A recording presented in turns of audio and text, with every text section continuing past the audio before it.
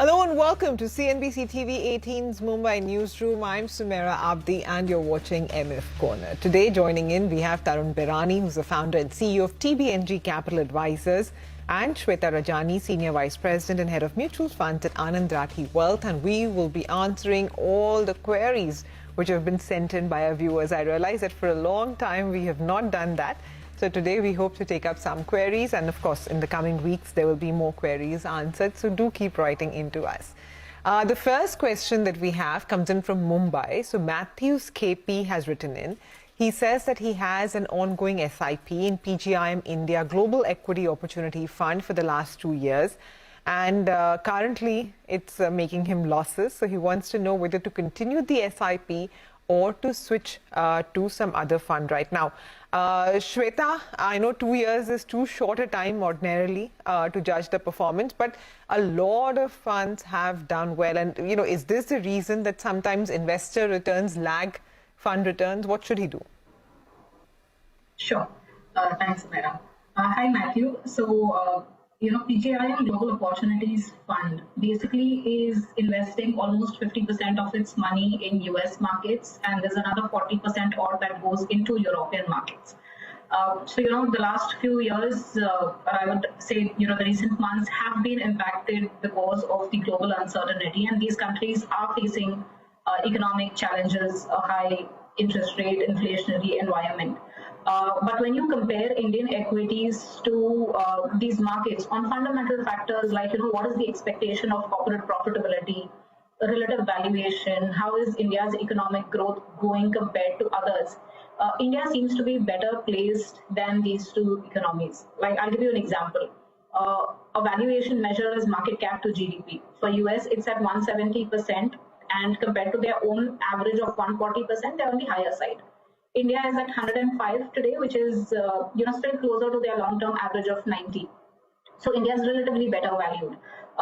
You have US and Europe, which are going through a degrowth in their economy, whereas India at 7% or GDP growth expectation would be among the fastest growing. So, not just how the performance has been recently, but going forward also, we think that Indian equities would perform better than these markets.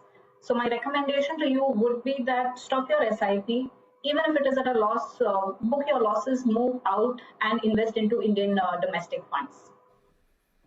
Okay. So Matthew, I hope you were listening in. The next query comes to us from Balkrishna Rao Kadri, who has written in from Vishakhapatnam. Now, he says that he has been topping up his SIPs from time to time for over 5 years now. He says his Aditya Birla Sun Life MNC fund does not look as impressive when he's compared it to the benchmark returns.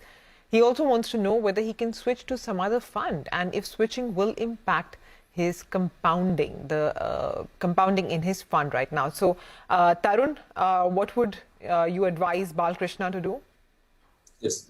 Hi, Sumaira. So, first of all, I want to take this question in a slightly different way. I see 95% or most majority of the investor ask this question, how can I increase my returns?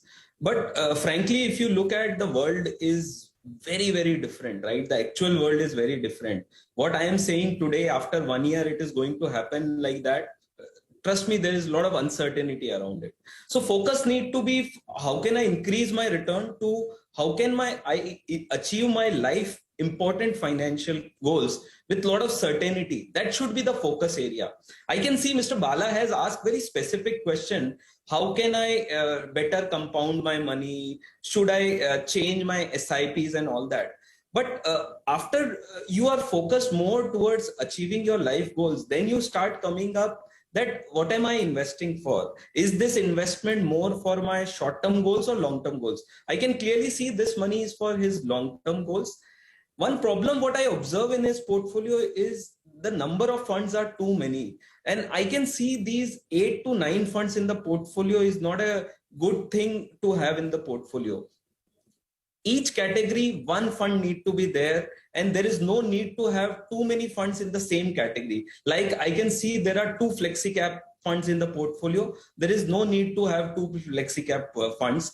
There is a need to have index fund in a large cap category, because I don't see large cap funds outperforming the benchmark meaningfully. So no need to pay that extra expense ratio.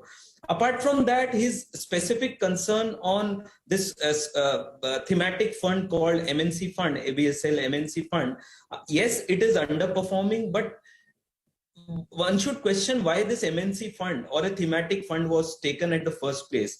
I feel if your objective is long-term compounding your money, a good diversified fund can take care of it. No need to go outside the diversified category and stay focused more in the same, rather than going into a thematic fund like a MNC and all these kind of category. So I am a big believer of reducing and play it under your circle of competency, not to try do 8-10 funds in the portfolio, because it kills the return. And to his specific question, if he switches this fund to another fund, trust me, if he's putting it in another equity fund, his compounding cycle will continue. So he don't need to worry about that. And also the Birla MNC fund has had a change in fund manager.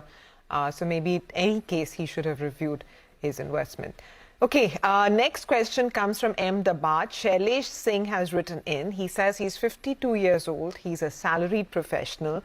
He's been investing in a variety of funds for now the last 6 years. He wants to know whether it's advisable to have more than 25% corpus, a quarter of his portfolio, in a single AMC, as he has already exceeded the cap for Axis, Mirae, and soon he expects that he will exceed it for Parag Parikh Mutual Fund as well.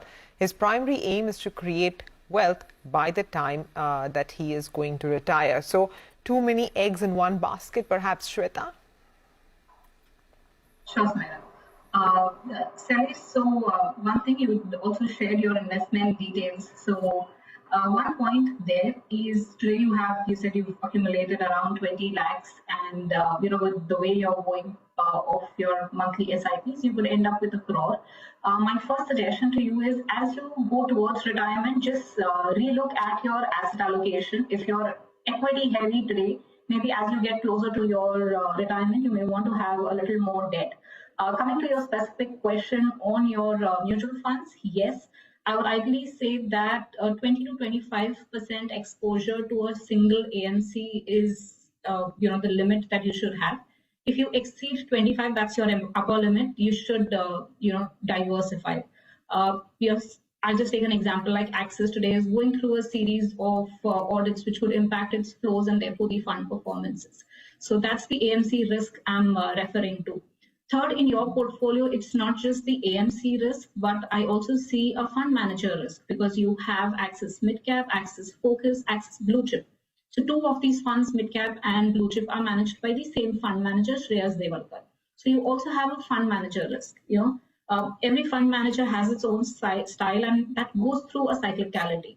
So, therefore, you need to bring that down also in your portfolio. Coming to your specific schemes, I would say with the 3 Axis funds, you can continue to retain an Axis Midcap. Focus Equity and Blue Chip, I would suggest you redeem in your portfolio. Alternatives to this would be you can take an ICICI True Focus, or you can take a Franklin Blue Chip instead of Axis. You have a Kotak Emerging in your portfolio. That's amongst the top quartile funds, so continue retaining that. Mirae, again, you have 2 funds, Mirae Emerging and Mirae Large Cap. Mirae Emerging is a good fund. You can continue. You need to bring down your exposure to Mirae. So reduce exposure from large cap. You can retain emerging in the portfolio.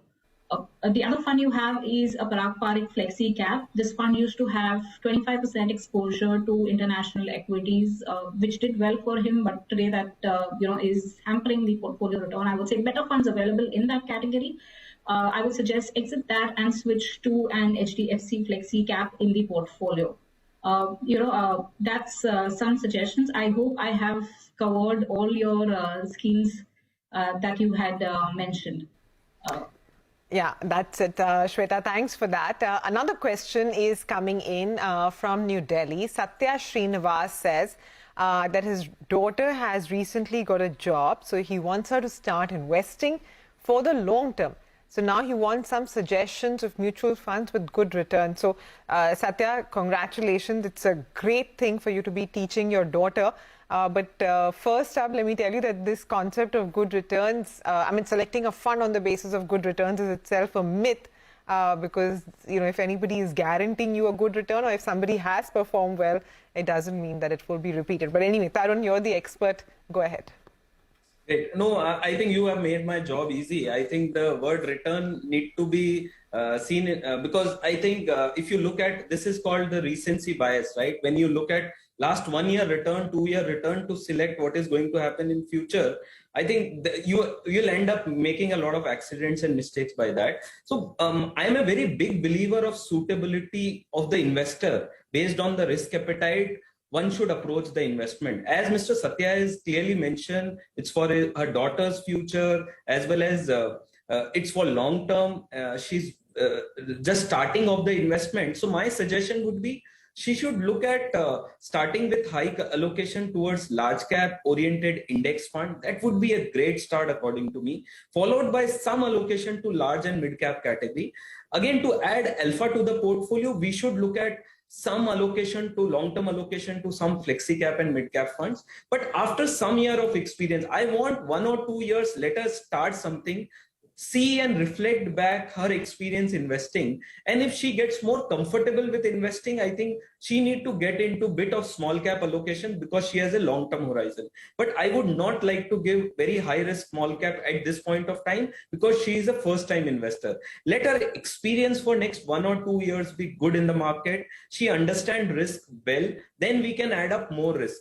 Again, my current suggestion would be start with 2 to 3 good top quartile fund from both qualitative and quantitative metrics as well as good parentage fund house, and that will be a great start for her to have a great experience.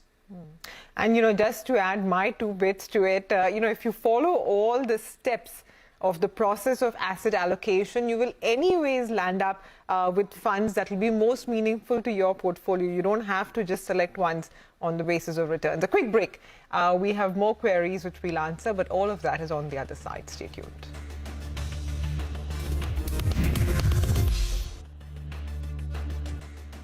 Hi, welcome back. You're watching MF Corner. We have our 2 experts, Tarun Birani of TBNG Capital Advisors and Shweta Rajani of Anand Rathi Wealth, answering queries which have been sent in by our viewers. The next question that we have is actually 2 questions coming in on similar lines. So we have Aya Vishwanathan and Arvind Kulkarni who have written in to us, and this is regarding the MF nomination rules which have been revised by SEBI.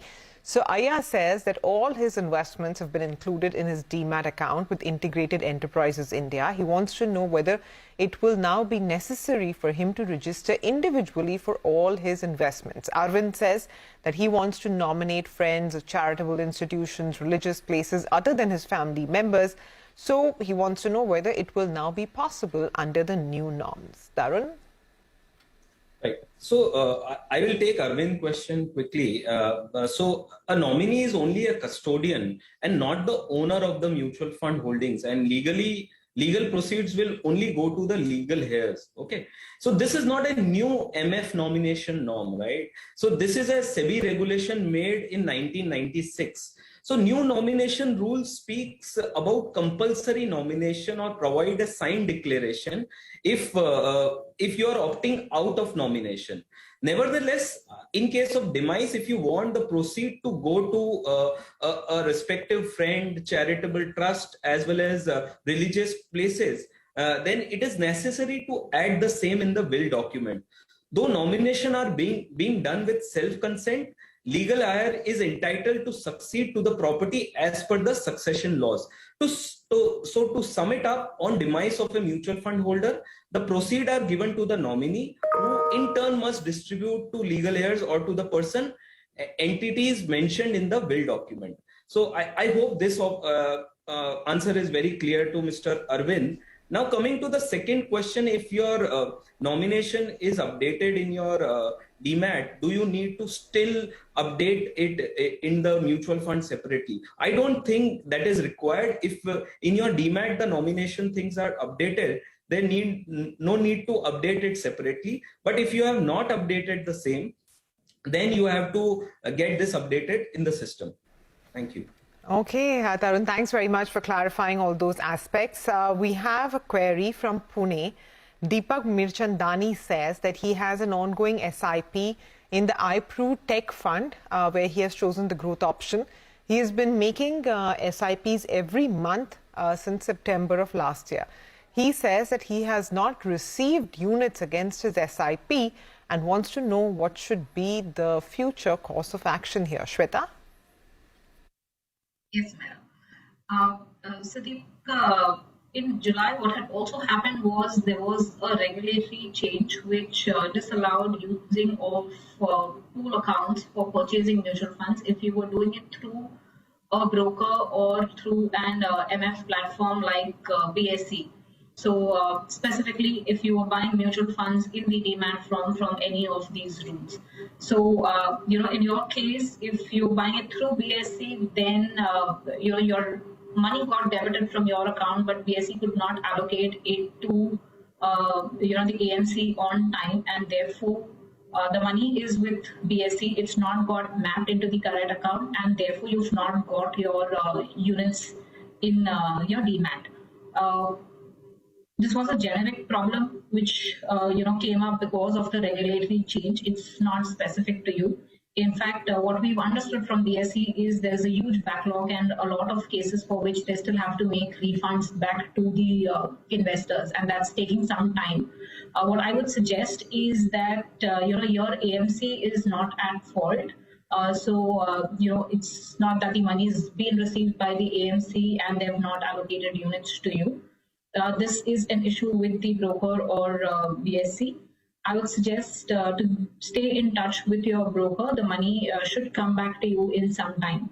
And your next few SIPs should be triggered, on timely basis with units being allotted. Okay, next up, Prakash Sinha from Pune writes in. He says he has been investing about 10,000 rupees a month. He's a long-term investor and would like to have his portfolio reviewed. So as of now, he has about roughly, between 1,500 to 2,500 rupees SIP ongoing in the Mire Emerging Blue Chip, Canara Robeco Flexi Cap, PGIM Mid Cap Opportunities, Kotak Small Cap, and the SBI Contra Funds. Tarun, what changes would you recommend? So I would like to first congratulate Prakash for making such a lean portfolio with one fund in each category, and it looks very well structured with very high quality funds in the which demonstrated good performance and have a very good risk reward basis in the past, right? So while number of funds in the portfolio look adequate, but one suggestion I could make out is maybe a large cap or index fund is missing in the portfolio. So maybe in his future portfolio new investment or anything, he may like to consider an index fund, large cap index fund, keeping in mind the large cap index fund will not deliver returns like a mid cap or a small cap, but it will help in bringing more durability in the portfolio. Apart from that, my quick suggestion to Prakash would be to avoid any kind of FOMO kind or the fads or the NFOs kind of thing in the portfolio. Stay focused with these funds which has a 10-year plus track record and which has been performing well consistently, and avoid doing these mistakes in the future. Okay.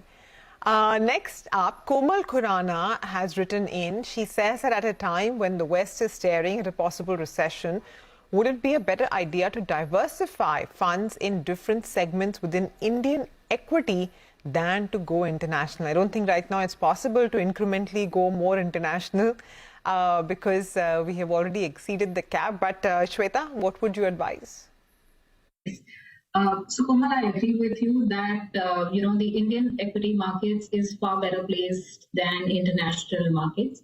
And there are various factors for that. One is, if you see the way the macroeconomic situation of India is, it's far better than the global markets. In fact, just a few days back, I was reading that India, in terms of GDP, we've exceeded, we've crossed UK to become the fifth largest. So the way we are progressing, by 2027, IMF forecasts say that we'll be the fourth largest economy and by 2029, India would be the third largest economy. So clearly, the progress in India is far better than others. Even if you look at other factors, corporate profitability, the first quarter results that came in and the projections for this year is saying that Indian large cap companies could grow at around 15%. So could be the larger mid cap companies growing. Valuation is pretty much fair for India. India over the last 8 months, if you see, has been performing far better than a lot of the global peers. Look at trends like FII flows, we've seen a change of behavior. So, these are various factors that we track very closely, and it gives us also the confidence that staying invested in Indian equities would be far better than being in global markets for the next few years. So I agree that, you're better off in having a portfolio which is spread across, maybe a 50% large, 30%, 30 to 35 mid, and balance in small, through actively managed funds. All right, Shweta, Tarun, thank you very much to both of you for joining in to advise our viewers. With that, we'll wind up for today. But do keep sending us all your questions and queries. We'll take them up with our experts. For now, do stay tuned in. Closing bell will take you through the last hour of trade.